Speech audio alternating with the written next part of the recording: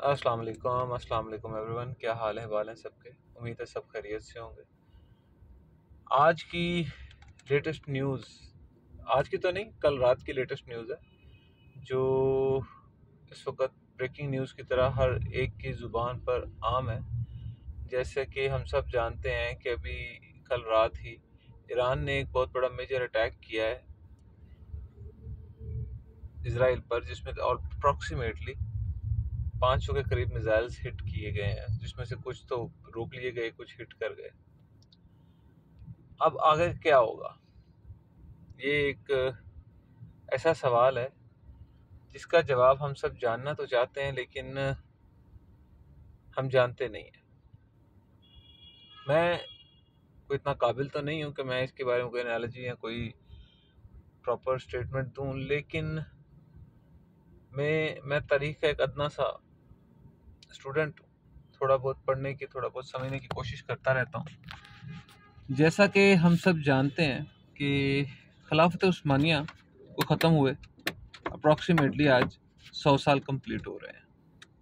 आज नहीं, मीन इस साल में 1924 में खिलाफत उस्मानिया ख़त्म हो गई थी। आखिरी खलीफा को दरबदर कर दिया गया था और उसके बाद खिलाफत का पेशखैमा या पाया तख्त ख़त्म हो गया था। तमाम मुल्क छोटे छोटे टुकड़ों में तकसीम हो गए। ये वही लोग हैं जो उस वक़्त अपने इक़्तिदार की, अपनी ताकत की जंग लड़ रहे थे, और उस वक़्त खिलाफत उस्मानिया को तोड़ने में ये किसी न किसी तरह, चाहते हुए ना चाहते हुए, एक ऐसे सिस्टम का हिस्सा बन गए थे जिस सिस्टम को आज इम्प्लीमेंट किया जा रहा है।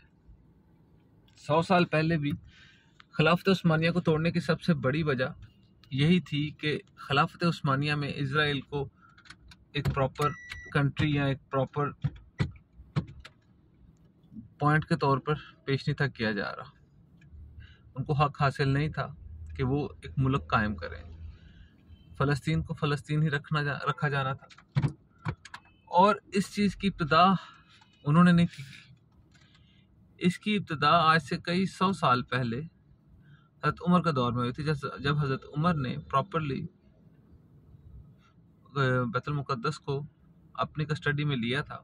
तब ये ऑर्डर जारी हो गया था कि जूइश यहाँ पे आ तो सकते हैं लेकिन यहाँ रह नहीं सकते। They are not allowed to stay, they are not allowed to make a residence over here. तारीख हमें बहुत कुछ सिखाती है। 100 साल पहले उन्होंने एक रियासत को, एक सिस्टम को डिमोरलाइज किया, ख़त्म किया, डिस्ट्रॉय किया, और उसका मकसद किसी के लिए घर ढूंढना नहीं था। उसका मकसद अपने लिए एक मुकाम ढूंढना था। ये जितने भी अरब बैठे हुए हैं, सो कॉल्ड सऊदिया के अरब हो जाएं, या दुबई के, यूएई के अरब हो जाएं, या लेबनीज हो जाएं, यमनीज हो जाएं, ये जो भी हैं, ये सब एक दौर में एक सिस्टम का हिस्सा था जिसका नाम था खिलाफत उस्मानिया, जिसमें वन मैन लॉ था, वन मैन ऑर्डर था। इम्प्लीमेंटेशंस पूरे खिलाफत में हो जाती थी। उस सिस्टम को छोटे छोटे टुकड़ों में तोड़ दिया गया। तोड़कर उन्होंने अपने हिस्से का लेना शुरू किया, फ़लस्तीन को खाना शुरू किया। फ़लस्तीन के बाद ऑब्वियसली हमें भी पता है, तारीख हमें बता रही है, और उसके बाद अहादीस हमें बड़ी रवानगी के साथ इस चीज़ पर इतला दे रही हैं कि आगे क्या होने वाला है। और ये इसलिए नहीं हो रहा कि वो लोग ताकतवर हैं, ये इसलिए हो रहा है क्योंकि हम लोग जहनी अपाहिज हैं, मेंटली सिक हैं। जिस्मानी तौर पर हम फिट फाट नज़र तो आते हैं, लेकिन जहनी तौर पर हम फिट नहीं हैं। हम एक ऐसे सिस्टम का हिस्सा हैं जिसमें ताकतवर का मजहब नहीं पूछा जाता, उसकी सिर्फ ताकत को सजदा कर दिया जाता है। पाकिस्तान को आज़ाद हुए 77 ईयर्स हो चुके हैं। क्या इन 77 सालों के अंदर एक दफ़ा भी पाकिस्तान के अंदर प्रॉपर सिस्टम को इंट्रोड्यूस करवाने की कोशिश की गई है? जी हाँ, की गई है, लेकिन होने नहीं दिया गया। क्यों नहीं होने दिया गया? क्योंकि पाकिस्तान मेरी नज़र में आज़ाद कभी था ही नहीं। ये एक क्या वर्ड यूज़ करूं जो समझाने में, बोलने में और इजी टू अंडरस्टैंड हो जाए। मेरे ख्याल से ये एक कॉलोनी की तरह था। जैसे किसी को किराए पे जगह दी जाती है ना कि यार तुम यहाँ रह लो लेकिन प्रॉपर्टी हमारी है, तुमने रहना हमारी मर्जी से है यहाँ पे।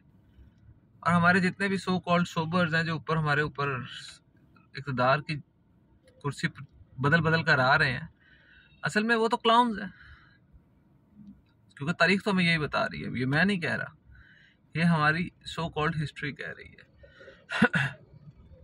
अरब भी क्लाउन्स हैं, अपने मफाद की जंग लड़ रहे हैं, तेल उनका निकला है अयाशी दूसरे कर रहे हैं, सोना कहीं से निकलता है अयाशी दूसरे कर जाते हैं। अफ्रीकन कंट्रीज जहाँ से सोना निकल रहा है, जहाँ से जो कुछ हो रहा है, सब पसमानदगी का शिकार है। वो पसमानदा इसलिए नहीं है क्योंकि वहाँ पे कुछ है नहीं, वो पसमानदा इसलिए है क्योंकि उन्होंने तस्लीम कर लिया कि वो पसमानदा रहना चाहते हैं।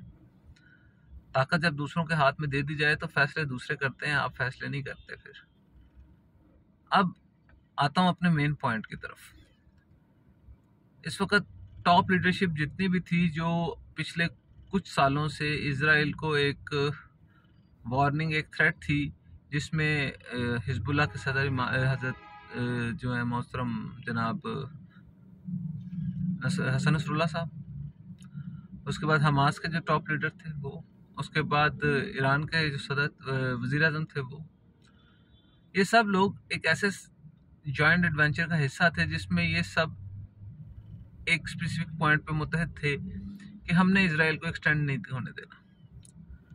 अब आहिस्ता आहिस्ता टॉप लीडरशिप सारी ख़त्म हो गई हुई है और एक ही बंदा सिस्टम में ऐसा बैठा हुआ है जो कि सिस्टम के अगेंस्ट जा रहा है, और वो अब मेरे ख्याल से ईरान के आयतुल्लाह ख़मीनी रह गए हैं, क्योंकि वो उसी ग्रुप का हिस्सा थे जिस ग्रुप के बाकी हिस्सा थे, और बाकी सब तो ख़त्म हो गए अब, एंड वन मैन आर्मी रह गया, सिर्फ वो रह गए।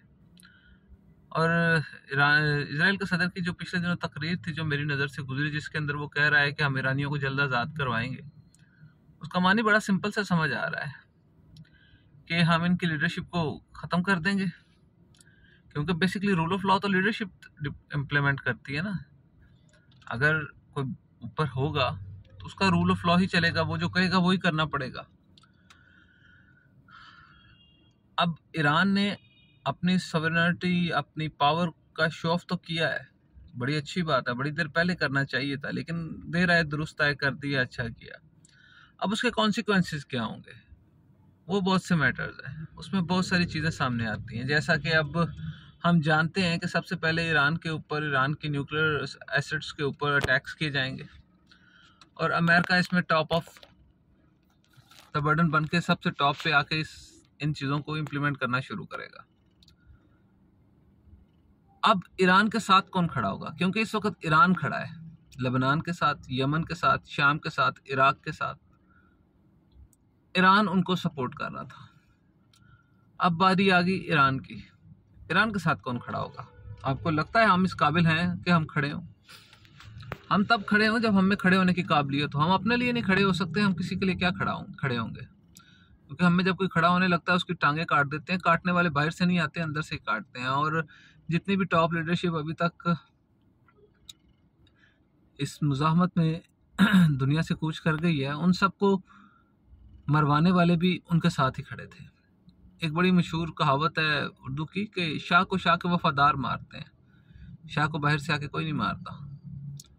इसीलिए वफादार जो है वो कौन है ये चुनना पड़ता है। अब उसकी सबसे बड़ी मिसाल हमारे मुल्क का सो कॉल्ड सिस्टम है।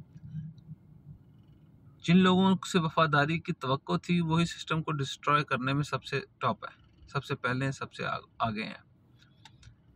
हालात बहुत कशीदा होंगे, अभी कशीदा हुए नहीं, अभी होंगे, और इस कशीदगी में दिन ब दिन इजाफा होगा। जब ईरान पर सख्तियाँ आएंगी तो मत भूलें कि आप पर भी आएंगी, और आप पर जो सख्तियाँ आएंगी उसका मैं अभी बयान करने के शायद काबिल नहीं हूँ कि मैं उनको बयान कर सकूँ, क्योंकि इन सख्तियों में आप पर ना सिर्फ फाइनेंशियल तौर पर, इन सख्तियों को ना सिर्फ फाइनेंशियली तौर पर होंगी, सिस्टमेटिकली होंगी। आप पर जंग मुसल्लत होगी, आप पर खाना जंगी होगी, आप पर इक़्तिदार की जंग लड़ी जाएगी। भूख, अफलास, कहत साली सब इसमें आएंगे। क्योंकि पानी की जंग हम पहले ही लड़ रहे हैं। पानी हमारे पास है नहीं इतना कि हम अपने आप को प्रॉपरली सैराब कर सकें। बिजली बनाने की काबिलियत हमारे अंदर है नहीं, हम दूसरों के आईपीपी पे बिजली बना रहे हैं। 77 ईयर्स में हमने कोई इन्वेंशन ऐसी की नहीं कि जिस पे हम प्राउडली कह सकें कि हमने ये इन्वेंट किया है और ये दुनिया में हम ही हैं जिन्होंने इन्वेंट किया है। काबिलियत हमारी ये है कि हम आज भी मिस्र 3000 साल पहले या 5000 साल पहले मिस्र में जो गंदम उगाई जाती थी, हम भी वही उगा रहे हैं। हमने कोई नई चीज़ नहीं उगाई। ज़मीन से जो उग रहा है वही हमारी अय्याशी का समा है। कोई बंदा जब कोई नई चीज़ यहाँ पे लेके आता है तो उस पर इतनी ज़्यादा एलिगेशन, इतने ज़्यादा कानून नाफिज कर दिए जाते हैं कि वो यहाँ से भागना ही बेहतर समझता है। और बात सच भी है, ठीक भी है, भाग जाना ही बेहतर है। भागना तो नहीं था चाहिए, सेफ पैसेज होना चाहिए था कि अपना मुल्क है, आज़ाद तो हूँ। इंडिया, चाइना, ये वो मुल्क हैं जो, इजराइल इवन, जो पाकिस्तान के बाद आज़ाद हुए हैं। ऑब्वियसली पाकिस्तान 14 अगस्त को आज़ाद हुआ है तो इंडिया 15 को हुआ है। उसके बाद जाके इजराइल आज़ाद हुआ, उसके बाद जाके चाइना आज़ाद हुआ। लेकिन उन लोगों की सोच, उनका नज़रिया, उनका मुल्क था, उनके लोगों की बहबूद थी, उनके समाजी वर्क जो उनका सिस्टम था उसको इम्प्लीमेंट करना था। ठीक है, बैक ड्रॉप्स होंगे, फ्लॉज होंगे, बहुत सारी चीज़ें होंगी, but matter of fact Pakistan से कम ही है। वहाँ पर खाने वाले इतने नहीं हैं जितने बनाने वाले वागे थे। और पाकिस्तान में सो कॉल्ड जब सूद पर कर्जा लिया जाता है तो सबसे पहले अयाशी का सिस्टम सेट किया जाता है कि कौन कितना लेगा।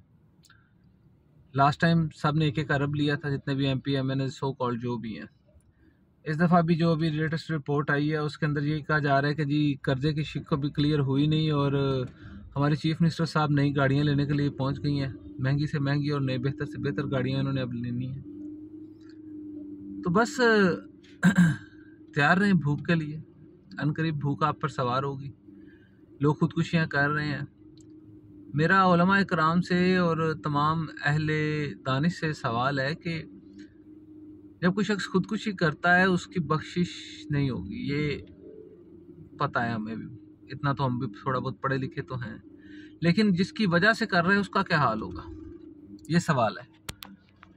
हमारे उलम, मैं जुमे की नमाज़ पढ़ने मस्जिद जाता हूँ, खुतबा सुनते हैं। हमारे खुतबे आज भी 50 साल पुराने हैं। नमाज कैसे पढ़नी है आज भी हमें बच्चों वाली ट्रीटमेंट दी जा रही है, ज़कात का सिस्टम और ये वो।